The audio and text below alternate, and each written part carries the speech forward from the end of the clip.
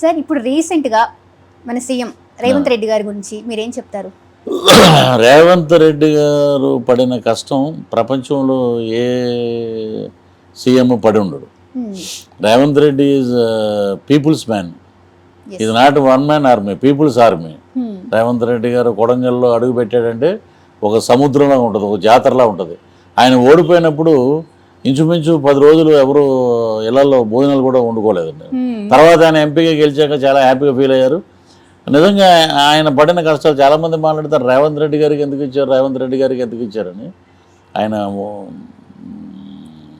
భారత్ జోడో యాత్ర ఏదో పెట్టినప్పుడు రాహుల్ గాంధీ గారితో పాటు ఉన్న బట్టి విక్రమార్క గారితో పాటు వీళ్ళందరితోటి ఆయన పాదయాత్రలు చేసి మొత్తం అందరి కష్టాలు తెలుసుకుని, అలాగే పిటి థింగ్ ఏంటంటే ఆయన చర్లపల్లి జైల్లో ఉన్నప్పుడు వాళ్ళ డాటర్ మ్యారేజ్ ఒక 2 hours కూడా ఆయనకి ఇచ్చి ఒక కూతురు పెళ్ళి, తను పెంచి పెద్ద చేసిన కూతురు పెళ్ళి కూడా సరిగ్గా ఆయన దగ్గరుండి చేయలేకపోయాను. ఆ బాధ ఆయన ఒక మాట అన్నాడు, నిజంగా దానికి నిజంగా హ్యాట్స్ ఆఫ్ చేయాలి. ఎందుకంటే ఆయన అడిగారు, మీరు సీఎం అయ్యాక రెవెన్యూ తీసుకుంటారంటే రెవెన్యూ పాలిటిక్స్ నా దగ్గర ఉండవు, నా దగ్గర ఉండేదంతా డెవలప్మెంట్ పాలిటిక్స్ ఉంటాయి. So I want to see Telangana. ఇప్పటి వరకు బంగారు తెలంగాణ బంగారు తెలంగాణ అన్నారు, అదేమో నాకు తెలియదు, కానీ నేను మటుకు ప్రజలు మెచ్చే అభివృద్ధి తీసుకొస్తాను అని చెప్పి ఆయన చెప్పడం జరిగింది.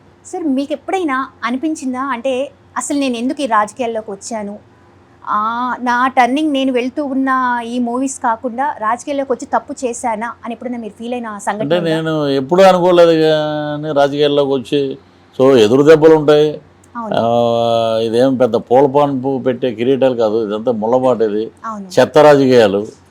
ఒకటి ఎదుగుదలతో ఇంకోటి నచ్చదు, చూడరు. సో మీరు నమ్మరు, నేను కూర్చుని అపోజిషన్లో ఉన్నప్పుడు అండ్ రూలింగ్లో ఉన్నప్పుడు ఎవరైనా సరే గవర్నమెంట్ వదిలి బయటికి రారు. సో వాళ్ళు ఏదో ఆశించి అక్కడే ఉంటారు అధికార పార్టీలో. సో నాకు అలాంటి నాకు అసలు ఇష్టం ఉండదండి. నేను ముక్కుసూటిగా ఆయన చెప్పిన పని చేసాం, జగన్ గారు ఏదైతే చెప్పారో అది చేసాం. But they made so many ఏంటంటే నీచమైన పాలిటిక్స్ దే ప్లేడ్. అండ్ వాళ్ళు ఏంటంటే గౌరవంగా మర్యాదగా మీరు వెళ్ళిపోండి అంటే నేను హ్యాపీగా వెళ్ళిపోయాను. So they use and throw policy. Why? Because I'm not Reddy there. If I'm Reddy there, so కంటిన్యూగా ఉండేవాళ్ళం అక్కడే. సో అలాంటి పాలిటిక్స్ తర్వాత మీరు చూసే ఉంటారు మీడియాలో, so many things has happened in their government. Only they showed Prithviraj as a ఒక గజ దొంగలా చూపించారు. మీడియా ఆల్సో వన్ వీక్ కంటిన్యూగా నా మీదే పెట్టారు. So what about that Hindupur MP, and what about Ambati Rambabu, and what about Avanthi Srinivas? So పృథ్వీకి బ్యాక్గ్రౌండ్ లేదు, కొండంత అండన్నా ఉండాలి, లేకపోతే కాపాడే అన్నన్నా ఉండాలి, ఎవరు లేరు. మనకు అప్పచెప్పిన పని మనం చేసాం. సో ఒక బ్లేమ్ చేసేటప్పుడు నేనేమంటానంటే ఎనీ పొలిటికల్ లీడర్, అక్కడ జరిగిన ఇన్సిడెంట్ తోటి I support very much in family and friends సర్కిల్లో. నీకేం తక్కువ, నేను ఎందుకు వెళ్ళావు అన్నప్పుడు నాకు అనిపించింది. So we did mistake there. అనవసరంగా మనం అడుగు పెట్టాం పాలిటిక్స్లోనే. మీ క్వశ్చన్కి అక్కడ దొరికింది ఆన్సర్ నాకు. సో సరే, అది సరే, ఇవన్నీ ఇలా ఎంత నీచంగా ఉంటాయా అనేది కూడా నేను ఆలోచించా. అక్కడ ఇలాంటివే ప్లే చేస్తారంటండి వాళ్ళు, ఎగోస్, మనమే ఉండాలి అనే ఒక ఇది, బ్రైబ్స్, లంచాలు, ఇవన్నీ నాకు నచ్చలేదు. నేను చెప్పాను, అంటే సుబ్బారెడ్డి గారు ఎగోయిస్టిక్ మనిషి, నాకు నచ్చలేదు. ఆయనకే ఏంటంటే చాలామంది చెప్పారు చైర్మన్ ఆయనే ఉండాలి, ఎస్యూపీసీ చైర్మన్ ఆయనే ఉండాలని డిసైడ్ అయిపోయాడండి ఫస్ట్ నుంచి. సో మీరు వచ్చారు మధ్యలో, అది మిమ్మల్ని ఎలా బయటికి పంపాలన్నారు, పంపించారు, వచ్చేసారు మీరు బయటికి. సో నేనేమంటానంటే ఒక నాయకుడు కద్దరు బట్టలు వేసుకోవటమే కాదు, నాయకుడు అంటే ఇద్దరిని పిలవాలండి. If there is happen anything, if వాళ్ళు అనుకున్నట్టు ఏదైనా జరిగి ఉంటే మీరిద్దరిని పిలిపించి మీరు అడగాలి, ఎవరిది తప్పు ఎవరిది కరెక్ట్ అని అడుగుంటే అప్పుడు సెల్యూట్ చేసేవాళ్ళం మనం. వీళ్ళు ఏంటంటే they played A game. Everybody world wide చాలామందికి, ఎస్పెషల్లీ ఓన్లీ లేడీసే చాలామంది. నేను ఎయిర్పోర్ట్కి వెళ్ళినా కూడా పృథ్వీ గారు సెల్ఫీ టేక్ వన్ సెల్ఫీ అని అడిగితే నేను దూరంగా ఉండేవాడిని. ఏమంటే వాడెవడో ఏదో మాట్లాడినందుకు మేము ఏమి నమ్మమండి. మేము పీపుల్ వాట్ ఏంటి అనేది మాకు తెలుసు అని చెప్పి ఎక్కువ ఫ్యామిలీసే నన్ను ప్రోత్సహించారు. వాళ్ళు నాలో ఉన్న ఇది పోగొట్టారు మళ్ళీ. So I'm very happy. అది జరిగిన ఇన్సిడెంటు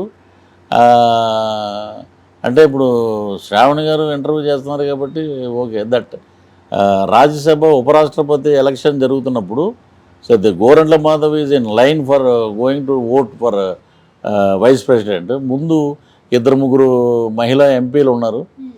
ఇతను చూసి వెనక్కి వెళ్ళిపోయారండి. వెనక్కి వెళ్ళిపోయారు అంటే పార్లమెంట్ చరిత్రలో మహానుభావులు ఉన్నారు అక్కడ. సెంట్రల్ హాల్లో దెర్ ఈజ్ ఎన్టీ రామారావు గారి స్టాచ్యూ ఉంది. ఇలాగే చాలా పెద్ద పెద్ద లీడర్స్ స్టోరీస్ ఉన్నాయి. సో ఈ గోరంట్ల మాధవ్ దట్ టైమ్ గోరంట్ల మాధవ్ అప్పుడు అది నాకు ఆస్ట్రేలియా నుంచి, యూఎస్ నుంచి, యూకే నుంచి, లండన్ నుంచి చాలామంది ఫోన్ చేశారు. ఒకడు మామ అంటాడు, ఒకడు బావ అంటాడు, ఫ్రెండ్స్. ఇది పోర్న్ సెక్స్లో 3rd ప్లేస్ వచ్చిందిరా వీడిది గోరంట్ల మాధవ్ అని అంటారన్నమాట. అంత రికార్డు ఉన్న ఈజ్ ఎంపీ. ఆయన మీద ఎటువంటి చర్యలు లేవు. బ్యాక్గ్రౌండ్ అంతేనండి. వాట్ అబౌట్ అరగంట గంట అంబటి రాంబాబు అండ్ వీళ్ళకంతా there is a background. We're not having a no background. Only వీళ్ళ వాయిస్ను వాడుకోవాలి, ఇతన్ని వాడుకోవాలి. ఒక ట్రంప్ కార్డ్ లాగా వాడారు, అయిపోయాక తీసేశారు. ఇప్పుడు కొండంత అండానే ఉండాలి, లేకపోతే కొండలాంటి అన్నం ఉండాలి. నాకు అవి ఏమి లేవు. నాకు ఏదున్నా స్ట్రైట్ ఫార్వర్డ్గా మాట్లాడటం ఇష్టం. దానివల్ల లాస్ అవుతున్నామని కూడా నేను ఐ డోంట్ బేర్. నేను ఏంటంటే కష్టాన్ని నమ్ముకున్నావాడిని. ఇక్కడ కాకపోతే ఇంకో చోట నేను ఇదవుతాను. ఐఎమ్ నాట్ డిపెండింగ్ ఆన్ పాలిటిక్స్లో సంపాదించాలని నాకు లేదు. సబ్స్క్రైబ్ చేయండి. Please do subscribe to Please like, share and subscribe to top Telugu TV. Top Telugu TV. Top Telugu TV.